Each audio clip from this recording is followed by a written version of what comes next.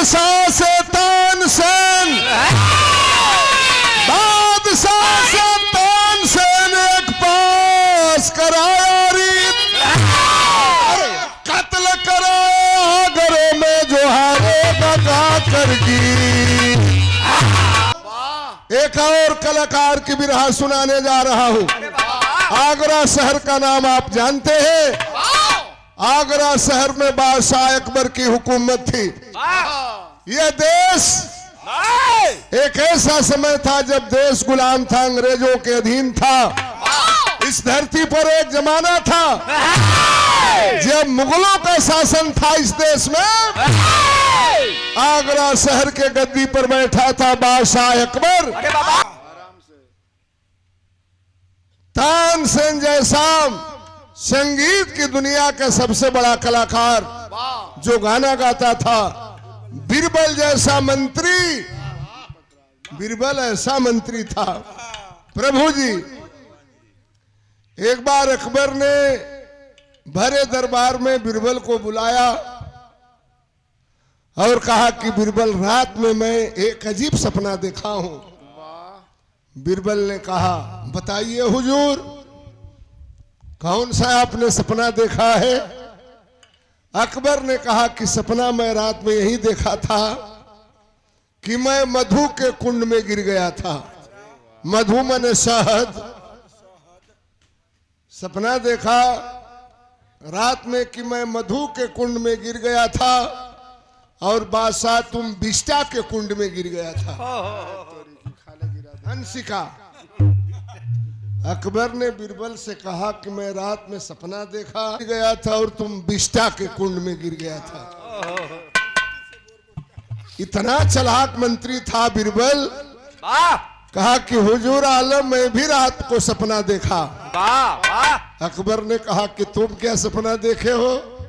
बीरबल ने कहा कि हुजूर, मैं रात में ये सपना देखा कि आप हमको चाट रहे थे। मैं मंत्री हो तो ऐसा, बीरबल जैसा मंत्री, तानसेन जैसा दुनिया में गाना गाता था कि हमसे बड़ा गवैया दुनिया में कोई नहीं है, तो केवल आगरा में मैं गाना गाऊंगा। देखा, यही से घमंड शुरू हो गया। तानसेन पे दरबार लगा था बादशाह अकबर का। तानसेन मतवाला हाथी जैसे झूमते हुए पहुंचा। का हुजूर आलम अस्सलाम अलैकुम। वालेकुम सलाम। अकबर कहा वालेकुम अस्सलाम। कहो तानसेन, आज मुझसे मुकाबला होगा, जीतेगा हमारी गर्दन काटेगा, हारेगा उसकी गर्दन काट लूंगा। शर्त लगा दी गई आगरा शहर में। जगह जगह बोर्ड पर नियम लिखवा दिया गया। तानसेन इतना बड़ा गवैया था, उसके सामने कोई कलाकारों की गर्दन काट दिया आगरा शहर में। कुल लगा चहचहाने, तरु पे कुंजों से लिखी अवल गुनगुनाए।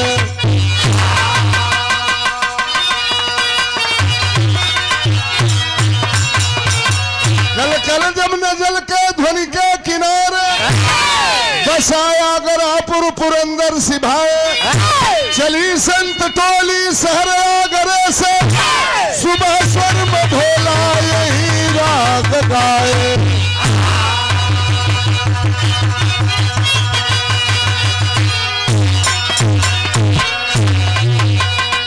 तानसेन के डर से आगरा शहर में एक चिड़िया भी नहीं गुनगुनाती थी। इतना जुर्म और अत्याचार कर दिया था तानसेन आगरा शहर में। वही आगरा शहर के बगल से जमुना नदी बहेली। 15 को साधु कुमरी लिहलन, सरसा लिहलन, भोर कबेरा रहल, गाना गाओ। तानसेन आगरा शहर में इहो नियम लगवले बा। भोर कबेरा में गाना गावत जात रहलन साधु। कौन गाना?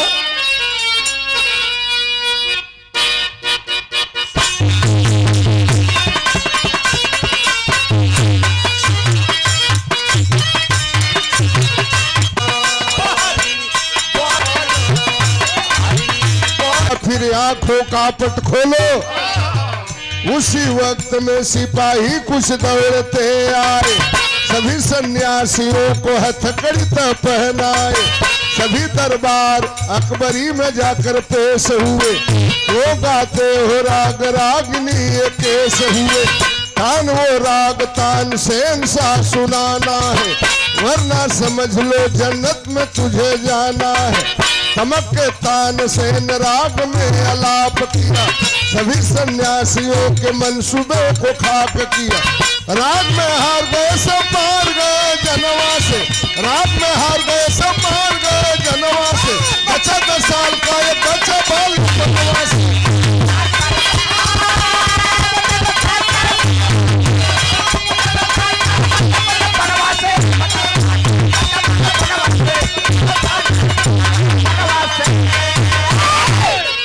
साधु ये गाना गावत जात रहलन, आवाज पहुंचल बादशाह अकबर के कान में। बादशाह अकबर के लगलन भैया, सिपाहियों ने कहा कैसे गाना गाए तुम, अगर जीतोगे तानसेन की गर्दन काटोगे, हारोगे तानसेन गर्दन काट लेगा। ए भैया, कहाँ खजड़ी पकावे वाला साधु, कहाँ संगीत की दुनिया का बेताज बादशाह तानसेन। बैठा साधुन के कच के मता हैं कि गांव भर के सार हुआ। बहुत बहुत नमस्कार। इनकर फरमाइश बाएगो विराम में हम सुना दे। बहुत जरूर जरूर। साधु निमन गाना ना गौलन, 14 गो सधुयन के गर्दन काट दिलस तानसेन। 15वां नंबर के साधु एगो लइका रहल, वही सधुयन के संग में चला हो गई रहल। वो लइका के 10 बरिस उम्र रहल, नाबालिग जान के दया आ गई तानसेन के, ओके छोड़ दिलस। लेकिन उस सधुयन में वो लइकवा के बाबुओ रहलन, ओकरे बाबू के भी गर्दन तानसेन कटले रहल। देखलस अपनी आंखी के सामने उबैजू नाम के लइका 10 बरिस के उम्र रहल। साधु निमन गाना ना गौल, तानसेन गर्दन काट देलस। अब हम कहा जाई, हमर बाबू हमके गरीबी में माई मर गई, लेके साधु हो गए ना, जग में भंडारा में जात रहली, भर पेट भोजन मिलत रहल। हमरी बाबुओं के तानसेन गर्दन काट लेलस। तब बच्चा हो गए बिना सहारा, अरे लगा भटकने मारा मारा। कभी भोला माला से कहते ज्ञान तुला पर बोलो रे हरि, बोलो रे हरि, बोलो रे कृष्ण, बोलो हरि, बोलो रे हरि, बोलो रे कृष्ण, बोलो हरि, बोलो रे हरि।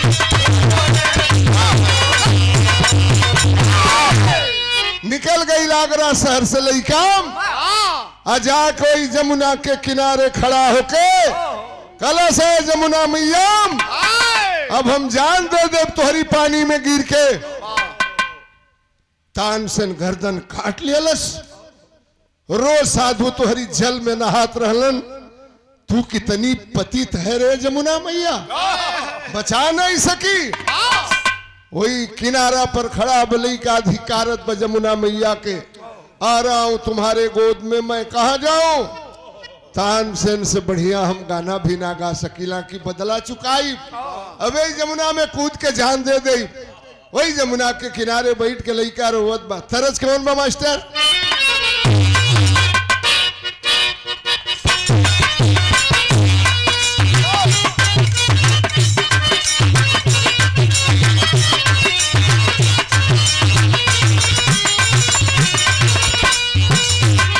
कुल धुन रहे शर्मा जी, पहले के जमाने में बड़ी पुरानी फिल्म का गाना बा। अरे जैसे रोज आवेलू तू तेरे सुनी के, अरे जैसे रोज आवेलू तू तेरे सुनी के। अरे अयो रे निदिया निदन से,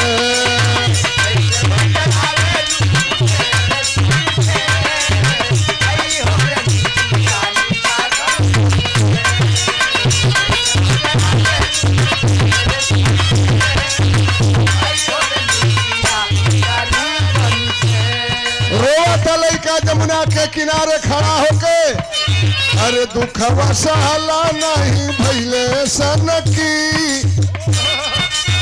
अरे दुखवा सहला नहीं भैले सनकी, अरे लुट गई बहार मेरे मधुबनी की।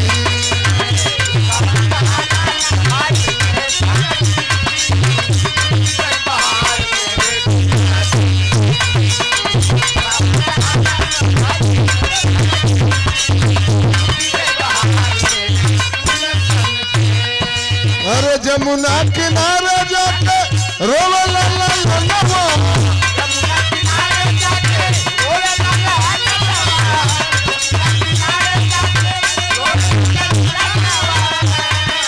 अरे मैया समारो दामयावत सुतवा,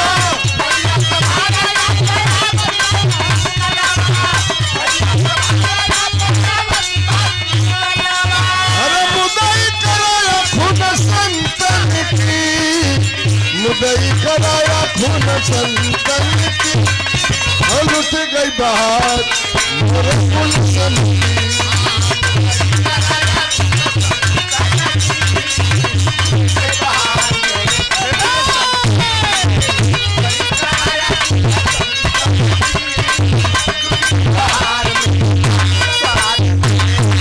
यमुना जी में लड़का कूदे वाला बाम, तब तक पीछे से आवाज आई, ठहरो,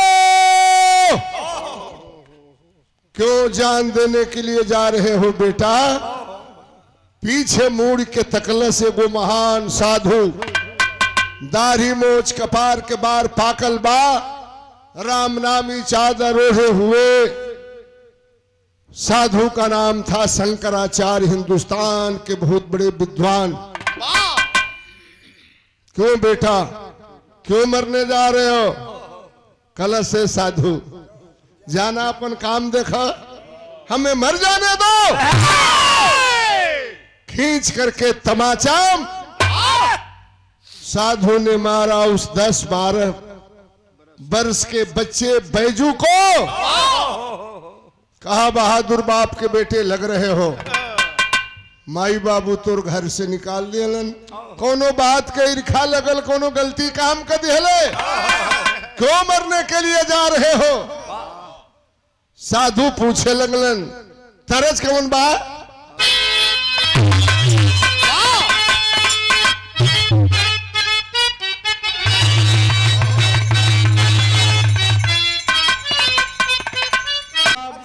शारदा सिन्हा, अरे नीलवा का गछिया मोर बलमुआ हो, मोर बलमुआ हो,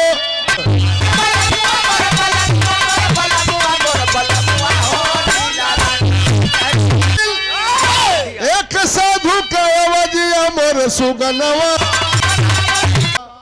एक हाथी के मुँहे जाता नहीं, बराबरी से सीखा राग और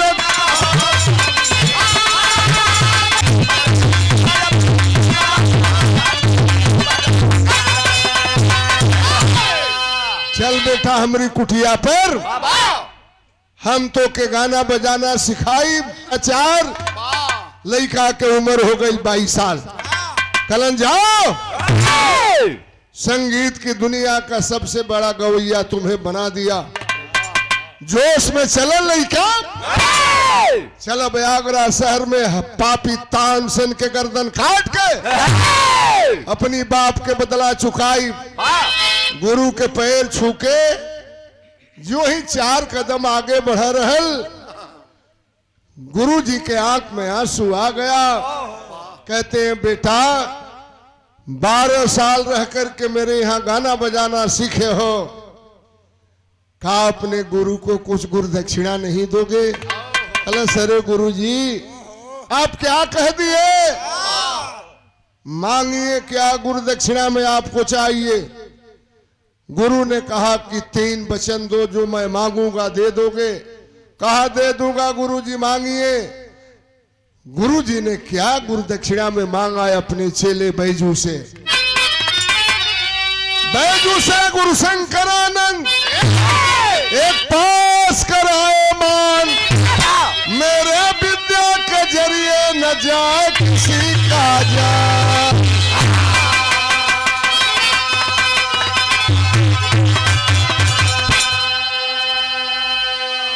गुरुदक्षिणा में बेटा ये दे दो जवन तो के हम गाना बजाना सिखौले हैं।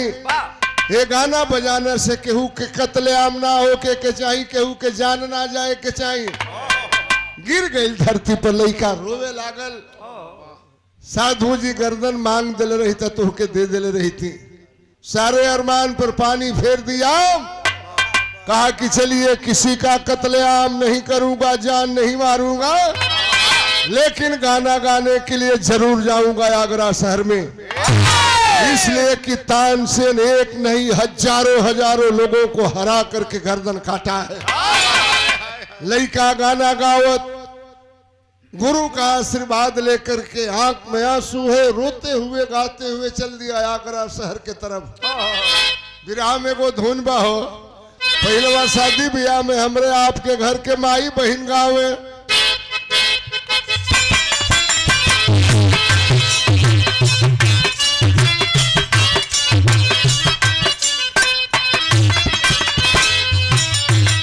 माई कहली बेटी नियर बिया बो, माई कहली बेटी नियर बिया बो, भैया कहलन बड़ी दूर हो।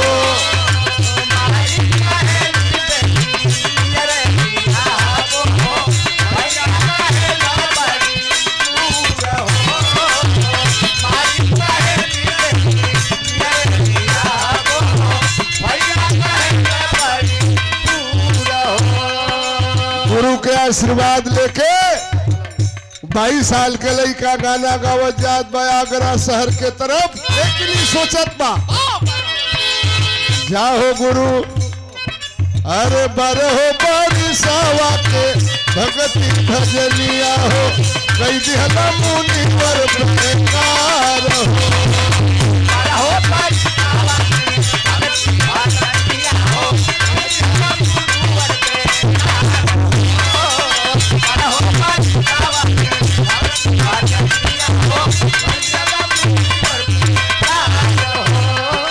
अरे बदला की बतिया से बिहरेली छतिया हो, फिर भी चला है मन मार हो। गावत आवत रागर गिनिया हो, पहुंचा है आगरा यार हो। अरे बैजू के लथी के सूरतिया मूर्तिया हो, कहने लगे हैं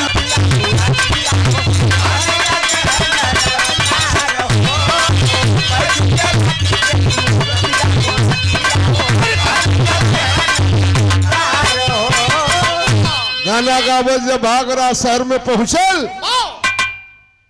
लोग देखला कहला बेटा कहाँ के रहे वाला हुए, गाना मत गाओ।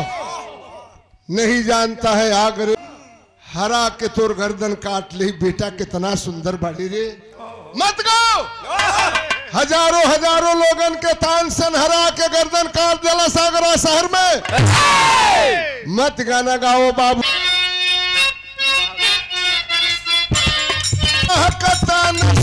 से करब कुसुमानिया हो कवनिया, माटी होई है रे तोहारी।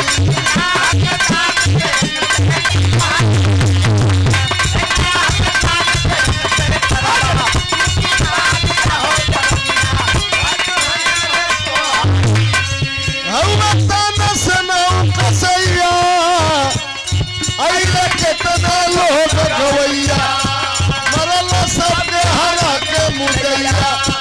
यही से कही नहीं मोरे भैया, वैसे पार न पैबा गाते आगरा दुनिया हो।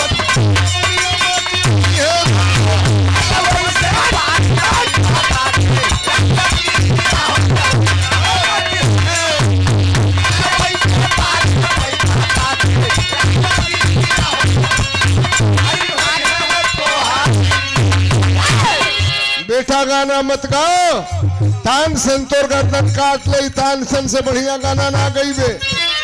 बैजू माने न कोई के बतिया,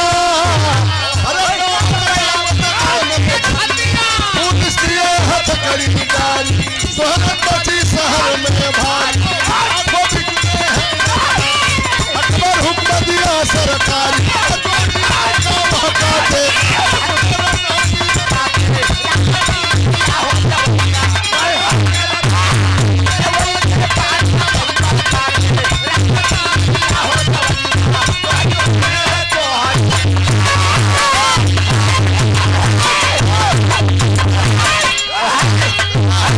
की ओर से 100 रुपए का पुरस्कार भैया के बहुत बहुत नमस्कार बा। पहुंच गई आगरा शहर में। कहा है तानसेन? कहा है? कहा अकबर से बुलाओ अपने गवैया को, आज मैं गाना गाने के लिए आया हूं। अकबर कहा चले जाओ, लड़के हो, तानसेन हरा करके तुम्हारी गर्दन काट देगा। कहा गाने के लिए आया हूं, गाना गाऊंगा। ए भैया हल्ला हो गया आगरा शहर में कि एगो 22 साल के लड़का ओकर नाम बा बैजू, आगरा शहर में तान जैसन गवैया के चैलेंज दे दिले बा।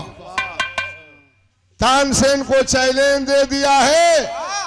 लाखों की भीड़ इकट्ठा हो गई बादशाह अकबर के दरबार में। एक मंच पर बैजू बावरा बैठा, एक मंच पर तानसेन बैठा। लोगन के दिल में डर बा कि तानसेन येहू गवैया के हरा के आज गर्दन काट ले। दोनों कलाकार एक के निमन गाई के बाउर गाई। सिक्का फेंका गया। पहले के बिरहा होत बार, पहले वो शुरू कर दिहली, कौनो दिक्कत ना बा। वो शुरू ना केले रहती तो पहले हम ही शुरू कर दिले रहती। हमनी में कौनो झगड़ा ना बा। लेकिन तानसेन बैजू बावरा में पहले के गाना गाई, एकर फैसला कैसे हुई? सिक्का फेंका गया, हेटेल हुआ, गावे के नंबर आ गई लो बैजू बावरा लइका के। सितार लेके जब गाना शुरू कैले बा, दर दादा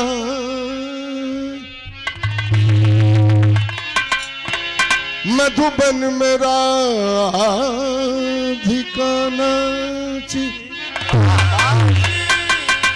संगीत जब शुरू किया तरह तही बा लगा था कि बिरहा में के आई लेके हूं ना गौले हुई, हो सकेला के हूँ गाइयो दिले हुई, लेकिन लगा था हमें कि ये धुन के बिरहा में केहू ना गौले हुई। फिल्म का नाम दुश्मन। कौन गाना रहल मास्टर?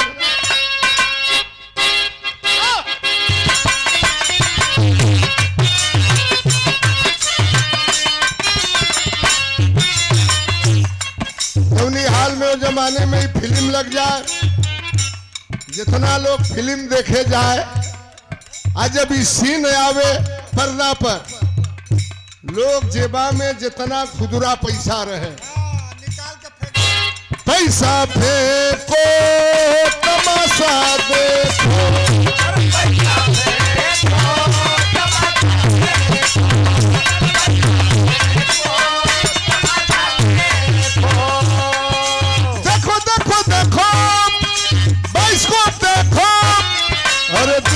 कुतुब मीनार देखो, बम्बई शहर की बहार देखो, दिल्ली का कुतुब मीनार देखो, बम्बई शहर की बहार देखो, ये आगरा का ताजमहल, घर बैठे सारा संसार देखो। पैसा देखो, तमाशा देखो।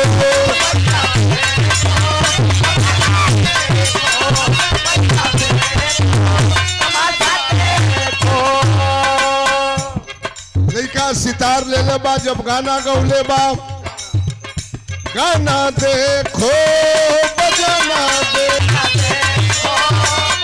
मेला देखो, पहले बजाऊं सितार देखो, तब सुनाऊं बल्हार देखो, पहले बजाऊं सितार देखो, तब सुनाऊं बल्हार देखो, अपना त्योहार देखो, देखो।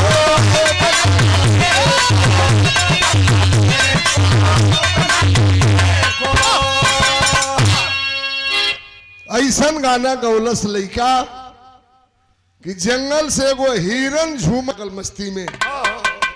ये भाई लड़का बहुत बढ़िया आज इनके ही हराई गाना खत्म भइल हिरन झूमत चल गई जंगल में। लेकिन वही में कुछ आदमी हो बतियावत कि अरे भाई लड़का तो नीमन गाना गौले ही बा। हाँ लेकिन तानो से ने गो है तानो से ने गो गवैया है बतान से तानसेन की चली तान मस्तानी बजवा बाजल बा।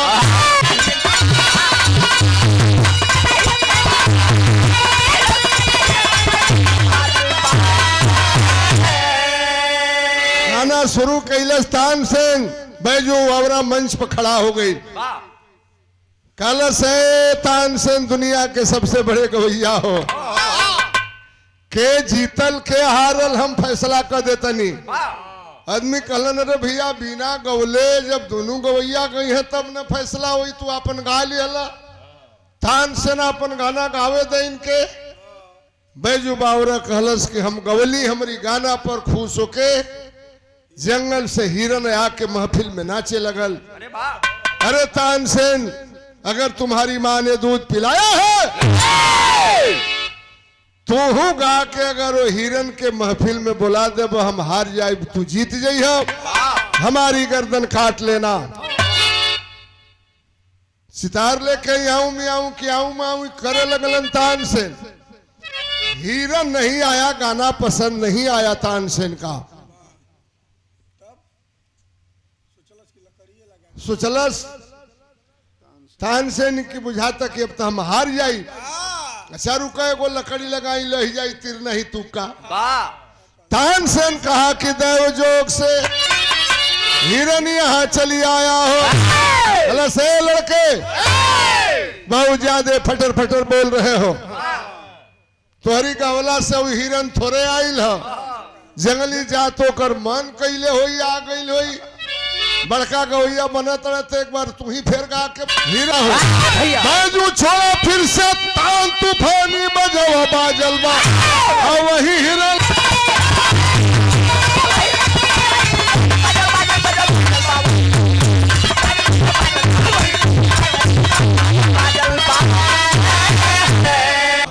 अब तो हो गया कौन अच्छा गाया है कौन खराब गाया है।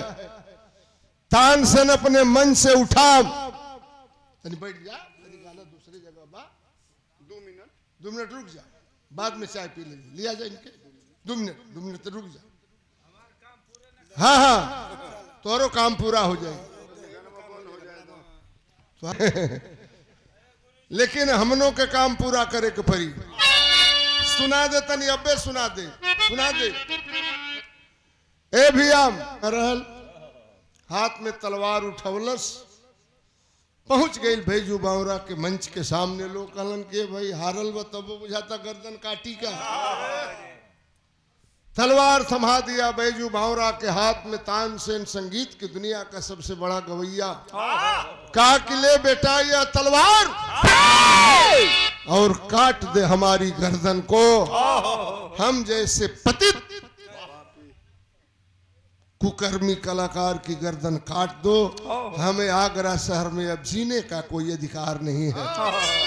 गुस्सा में रह लइका बैजू बावराम तलवार उठौला साथ में तलवार ऊपर गई। सोचल से कहीं बार चला करके इस हरामजादा की गर्दन काट दूं। तानसेन के गर्दन के सामने तलवार जाते जाते उसका हाथ कांप गया। हमारे गुरु ने कहा था कि बेटा हमारे इस कहा जान से खत्म हो जाएगी। आज से कोई गुरु अपने चेले पर विश्वास नहीं करेगा। खुआए हो से अपनी तू शैतानी बजवा बाजल बा और तो अब से अपनी प्रथा पुरानी बजवा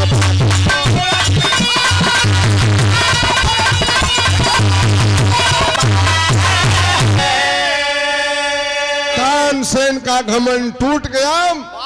उस 22 साल के बैजू भावरा के सामने अच्छी बात कहा अंशिका जी ने। मैं भी कह रहा हूं जिंदगी में कभी घमंड मत करना, चाहे जिस मायने में आप हो, धन बल जन पसारे जद्दू के पैगाम, गदेला गदेला अरे गदेला बैजू बनी के बावरा, भोला बाला भी